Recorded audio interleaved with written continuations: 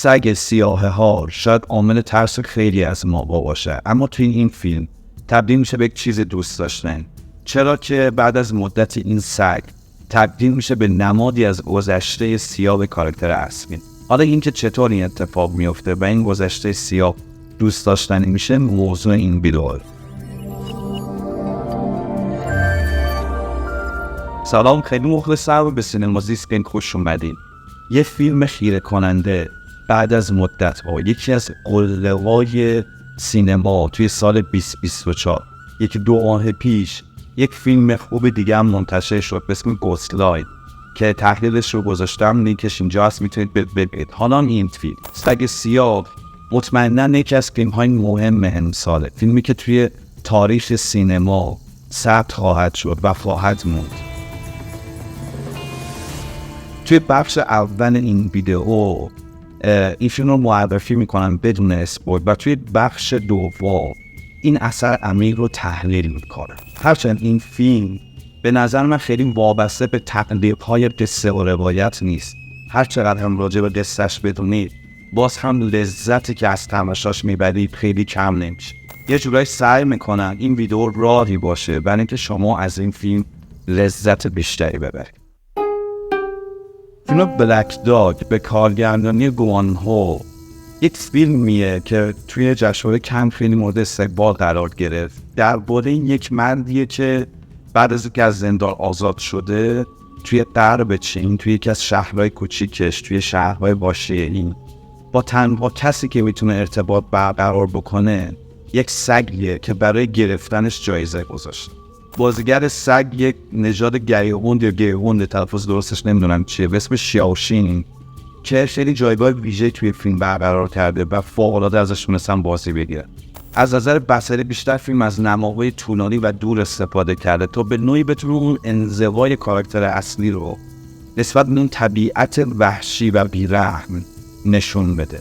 همچنین فیلم یک رئالیسم جادویی داره که این ژانر خیلی پرکاربرده برای فضاهایی که مردمش یک سری باورهایی دارن که به نظر غیر واقعی، متافیزیکی، جادویی میرسه، اما این باور به این قضیه باعث میشه که این جادو توی زندگی اونا جریان داشته باشه و کار بکنه. از نظر مضمونی هم فیلم به تقابل بین طبیعت و انسان و همچنین تغییرات سریع و گسترده اجتماعی توی چین اشاره داره. نگاه انتقادی به این موضوع داره که توی بخش دوم مفصل درباره‌اش صحبت میکنه. بلک داگ متعلق به سینمای مستقل چین که عنوان نسل ششم رو گرفته و توی این ساختار که واقع گرایانه است معمولاً به معضلات اجتماعی میپردازه. یک جورایی مثل موجنای فرانسه از نماهای دور و طولانی استفاده میکنن و به این طریق سعی میکنن خیلی زیر پوستی از معضلات اجتماعی و سیاسی چین انتباط بکنه. فیلم پر از این لحظات فوق‌العاده است. یک نوع شاعرانگی تو این فیلم هست، اون رئالیسم جادویی، یک نوع خیال انگیزی توی فیلم ایجاد کرده. کاراکتر اصلی چون یک کاراکتر منزویه، کم حرف میزنه و نمیتونه با انسان‌ها ارتباط برقرار بکنش، این جنبه شاید یکم شما رو اذیت بکنه ابتدا، اما کم کم با فیلم که همراه بشی به این قضیه هم عادت. این فیلم خود سینماست. یک تفاوتی توی فیلم هست که باعث میشه که در واقع شما از یک جنس جدید سینما لذت ببرید. یه خورده به سینمای ما نزدیکه، به سینمای ایران، و شاید ما خیلی با این جنس فیلم ها غریبه نباشه. کانال سینما زیست با این دیدگاه به وجود اومده که فیلم ها دریچه مهمی برای درک زندگی هستن، درکی که نه فلسفه از پسش برمیاد، نه علم و نه دین، یه جور ادراکی که از جنس خود زندگیه، چرا که فیلم ها از روی زندگی ساخته میشن. توی این کانال علاوه بر این که فیلم و سریال های روز رو معرفی، نقد و بررسی میکنن، هر از شنگاهی سراغ فیلم های محبوب میرن که جزو تاپ ریت های IMDb هم هستن و اونها رو از همین منظر خاص بررسی مفصل میکنن، رمزگشایش میکنن و روایت رو سعی کنن برای مخاطب باز بکنن تا ببینیم که فیلم ها چطور نکته هایی در مورد زندگی روزمره به ما میگن. بریم سراغ بخش اصلی این ویدیو، یعنی تحلیل فیلم شاهکار سگ سیاه. همونطور که گفتم اسپویل خیلی لذت تماشای این فیلم رو تحت تاثیر قرار نمیده. برای همین اگه فیلم رو ندیدین تماشای این بخش لذت فیلم رو کم نمیکنه که هیچ. شاید برای درک بهتر فیلم به شما کمک هم بکنه.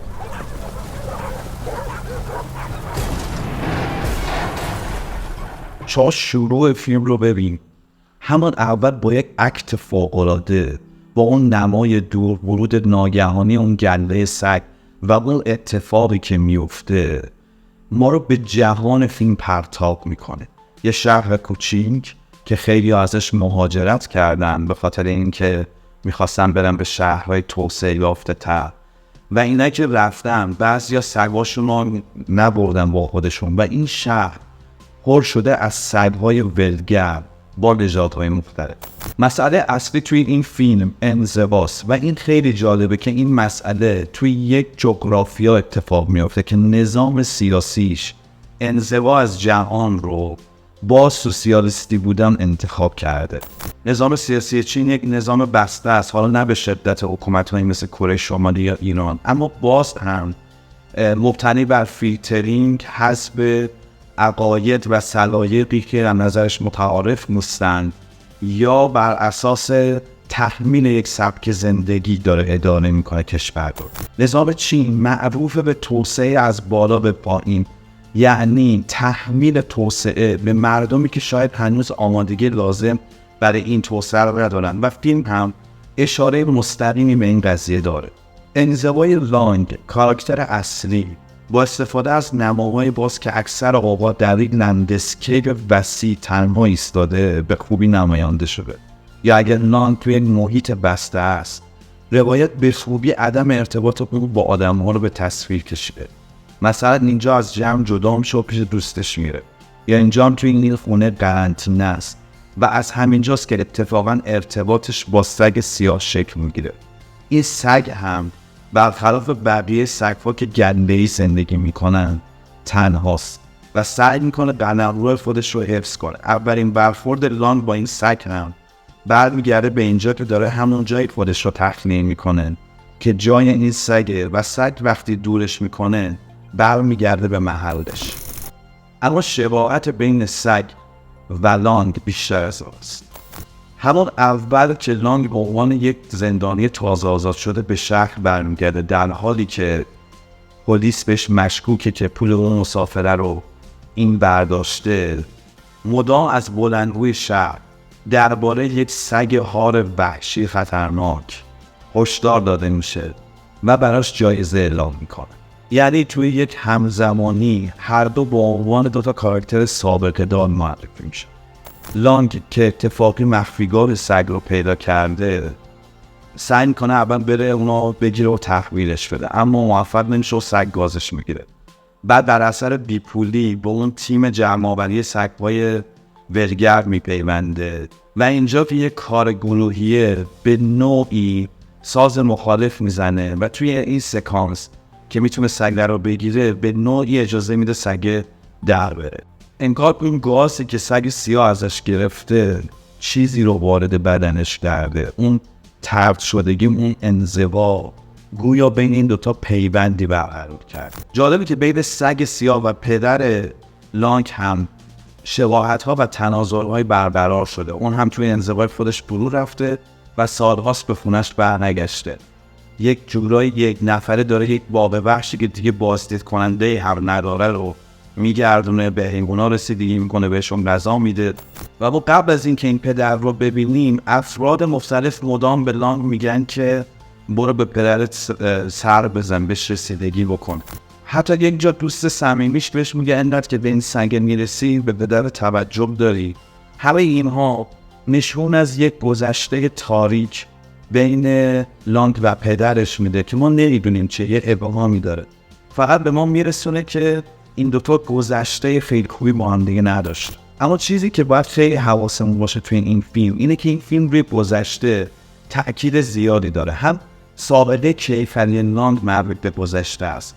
هم امروی اون یارو که کشته مدام میاد که انتقام چیزی از گذشته رو از این بگیره، هم پدر لانگ مسئله مربوط به گذشتهش، یا مثل سگ سیاه که چون به چند نفر حمله کرده در گذشته انگ هاری به اون زدن. وقتی لانگ از عواقب هاری با خبر میشه و ترس برش میداره که نکنه مبتلا به هاری شده باشه، همراه با سگ توی قرنطینه میره. هاری رو میشه اینجا نماد آلوده شدن به چیزی دونست که لانگ ازش فراریه و اون عواقب کاری که در گذشته کرده.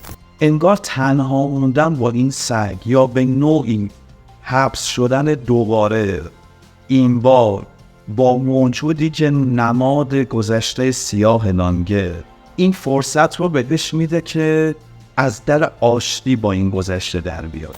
مشخصا بعد از اینکه این قرنطینه تموم میشه، رابطه لانگ با پدرش درست میشه و شروع میکنه به نگهداری کردن از باباش. انگار گذشته هر چی که بوده اینجا حل میشه و لانگ قادر میشه باش کنار بیاد. این گذشته وحشی که همیشه مثل یک کابوس دنبالمون میاد، اگر درک بشه، اگر فهمیده بشه، میتونه تبدیل به چیزی دوست داشتنی، تبدیل به چیزی دیگه بشه. همونطور که این اتفاق در رابطه بین لانگ و سگ سیاه میافته. مثلا اون سکانس رو به یاد بیارید که لانگ اجازه میده یکی از این سگ‌های ولگرد فرار کنه. اون 2 نفر دیگه مدام تفکیرش میکنن و حتی سیلی میزنن بهش و کتکش میزنن. لانگ هیچ واکنشی نشون نمیده. اما بعد از اینکه قرنطینه تمام میشه، لانگ اولین کاری که میکنه موتورش رو برمی‌داره و میره تا برای سگ سیاه، برای اون گذشته تیره و تار که والا از در آشتی باش در اومده، مجوز بگیره. میخواد اونو به سرپرستی بگیره، میخواد اونو قبولی بکنه و همون 2 نفر شروع میکنن به کتک کاری با لانگ و لانگ این بار از قدرت بدنی خودش استفاده میکنه، از اون خشمی که در گذشته باعث شده کاری بکنه که حالا از عواقبش میترسه، از اون خشم استفاده بکنه و اون 2 تا رو طوری کتک میزنه و برتری خودش رو بر اونها طوری نشون میده که سرپرست این تیم جمع‌آوری سگ‌های ولگرد بهش میگه من این مجوز رو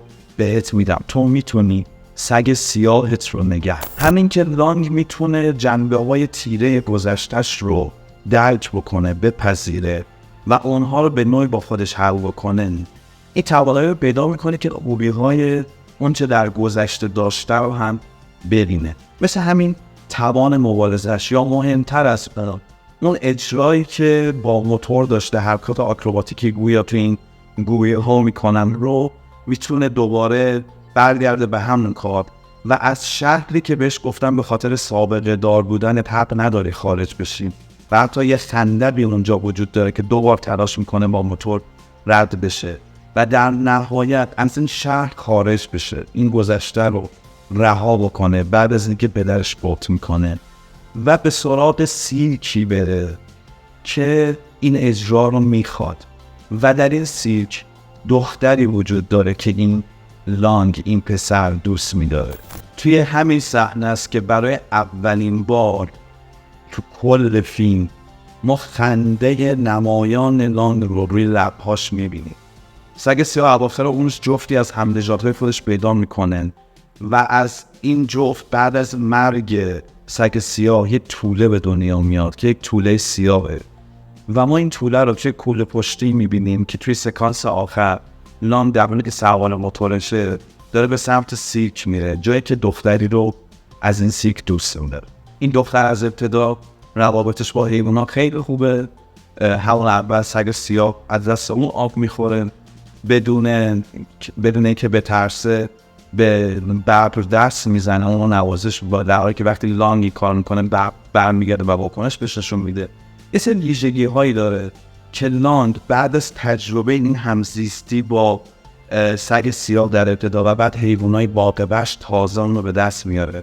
این 2 تا وقتی کنار همه، وقتی سیرک اومده محل استقبالش رو باقی‌بش گذاشته، دختر ازش میپرسه که با من ازدواج میکنیم و لانگ اینجا جوابی نمیده.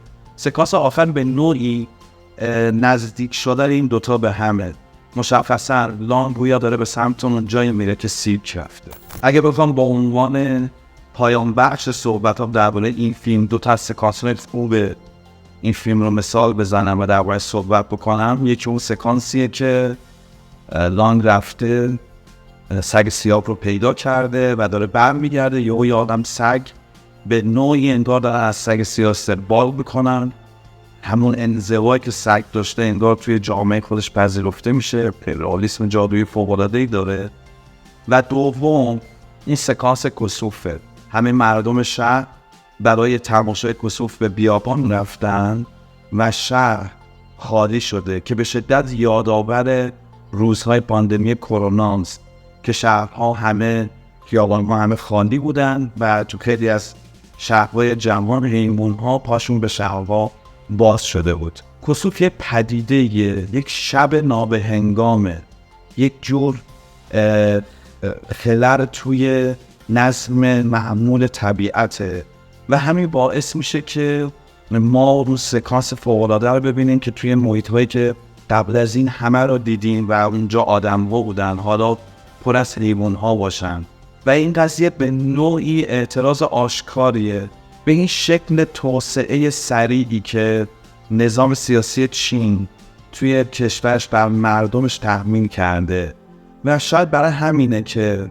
توی سکانس پایانی قطعه از آلبوم دیوار پینک فلوید پخش میشه که اعتراضی بود اتفاقاً به توسعه سرمایه‌داری توی جهان و توی کشورهای اروپایی که باعث میشه این تصور به وجود بیاد که فیلم داره در مورد این صحبت میکنه که چین داره همون راهی رو میره که کشورهای دیگه در طول سالیان رفتن، تازه اون هم مورد اعتراض قرار گرفته، اما چین داره این رو توی یک زمان خیلی فشرده بدون اینکه به مسائل فرهنگی، اجتماعی و روانشناسی این قضیه توجه بکنه، داره این توسعه رو بر مردمش تحمیل میکنه.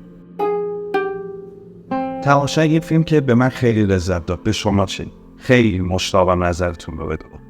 لطف کنین و نظرتون رو توی قسمت کامنت ها با من در میون بگذارین و اگر این ویدیو رو مفید دیدین لایک و سابسکرایب شما بشین شانس رو میده که توسط یوتیوب به افراد بیشتری نمایش داده بشه.